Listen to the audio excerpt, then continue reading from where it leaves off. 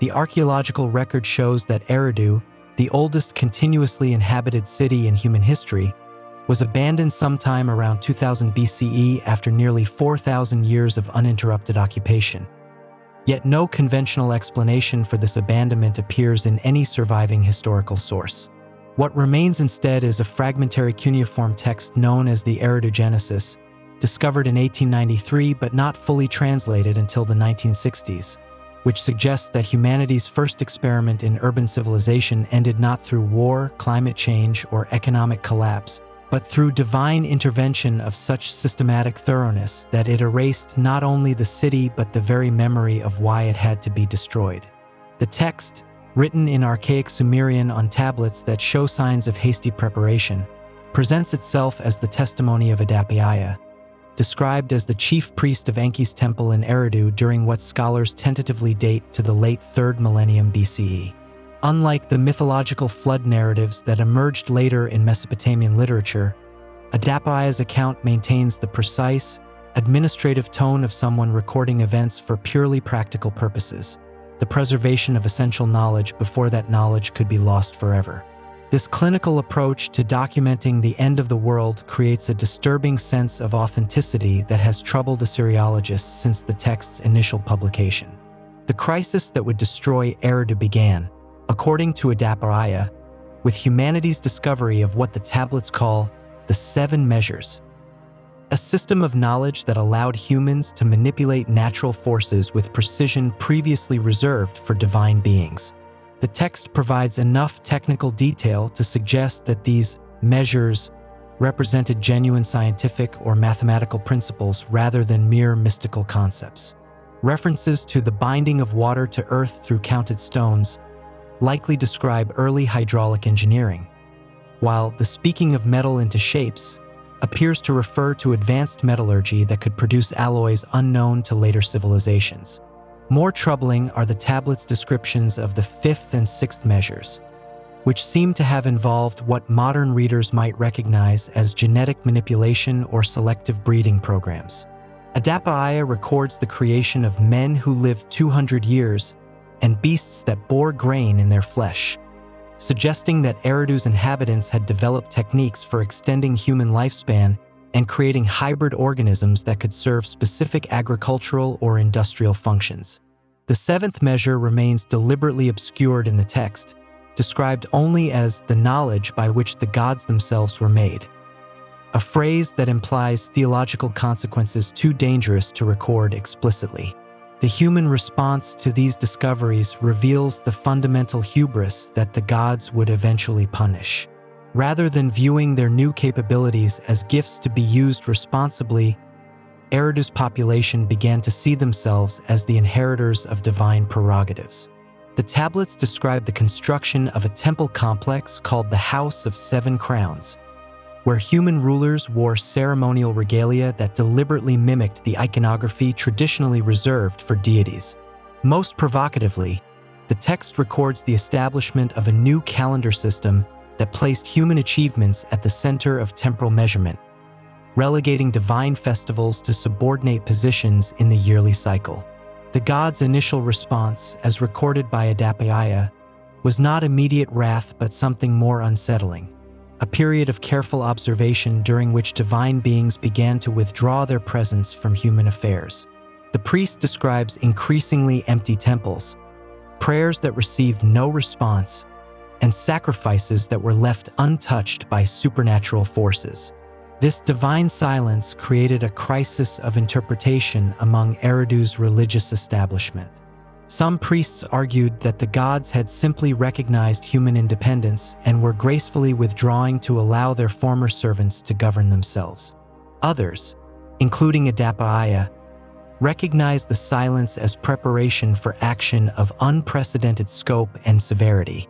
The technical details of the coming punishment were revealed to Adapiaya through what he describes as the last speaking of Enki, a divine communication that took the form of precise instructions for preserving specific elements of human civilization before their systematic destruction.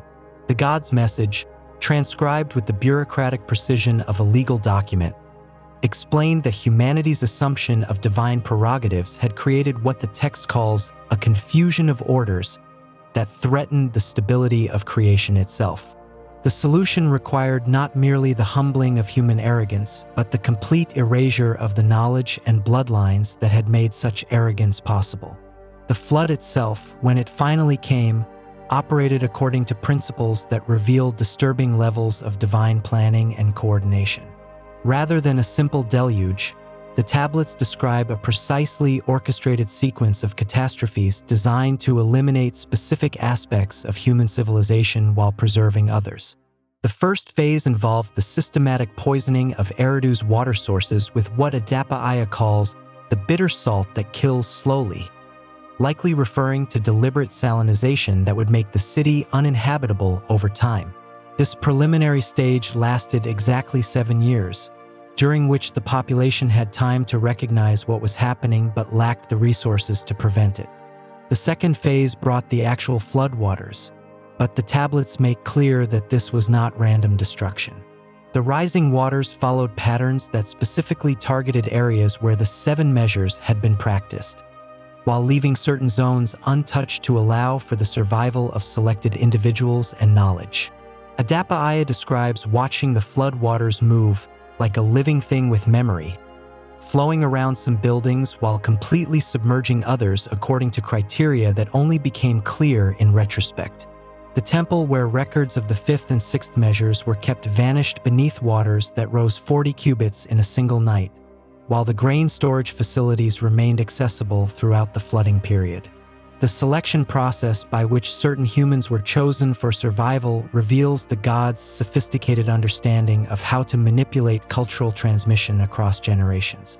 Adapa-aya was instructed to preserve not just physical artifacts and written records, but specific bloodlines that carried genetic markers associated with particular forms of knowledge or spiritual sensitivity. The tablets describe a complex breeding program that had been secretly implemented over several generations, ensuring that essential human capabilities would survive the catastrophe but would be dispersed among populations too small and isolated to immediately reconstitute the threatening concentration of power that had existed in Eridu. Perhaps most disturbing is the text's revelation that the flood was not intended to end human civilization, but to restart it under conditions more acceptable to divine oversight. The surviving populations were deliberately scattered to regions where geography would prevent the rapid accumulation of knowledge and power that had characterized Eridu's development.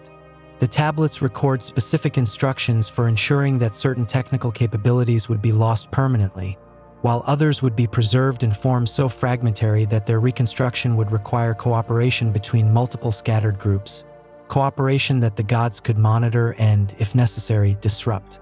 The psychological impact on survivors created what the tablets call the Great Forgetting, a form of cultural amnesia that went beyond mere loss of technical knowledge to encompass fundamental changes in how humans understood their relationship to divine authority. Adapa-aya describes meeting other flood survivors who had developed an almost pathological fear of innovation or achievement that might attract divine attention. These populations actively suppressed technological development and maintained religious practices focused entirely on appeasement and submission rather than partnership with supernatural forces. The priest's final entries reveal his growing understanding that his survival had been orchestrated not as a reward for loyalty, but as a form of punishment more subtle than death.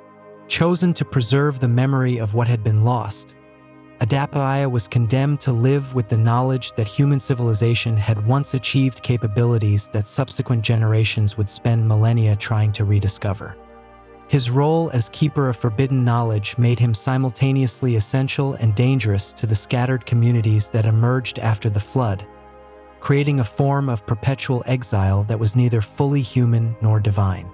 The tablets end with Adapa-aya's instructions for future generations, written in a code so complex that modern scholars required computer analysis to decode portions of the text. These final passages reveal that certain aspects of the 7 measures were deliberately preserved in fragmentary form, scattered across multiple religious traditions and technical practices in ways that would make their eventual reconstitution possible but extremely difficult. The priest's final act was to create what he calls the patient trap, a system by which human civilization would inevitably rediscover the capabilities that had led to Eridu's destruction, but would do so gradually enough to allow divine intervention before reaching the critical threshold that had triggered the original catastrophe. Modern archaeological investigation of Eridu's ruins has uncovered evidence that supports several of Adaparaya's claims while raising disturbing questions about others. Geological analysis confirms that the site experienced catastrophic flooding around 2000 BCE, but also reveals anomalous mineral deposits that suggest the presence of materials not naturally occurring in the region. More troubling are the structural remains that show evidence of construction techniques not documented elsewhere in Mesopotamian architecture, including foundation systems that appear designed to resist specific types of seismic activity and metallurgical installations that require temperature control beyond the apparent capabilities of Bronze Age technology. The discovery in 1974 of a sealed chamber beneath Eridu's main temple complex yielded artifacts that have never been publicly cataloged, according to sources within the Iraqi Department of Antiquities. Photographs leaked in the 1990s show cuneiform tablets in pristine condition alongside objects that appear to be made from materials not identified in the archaeological record.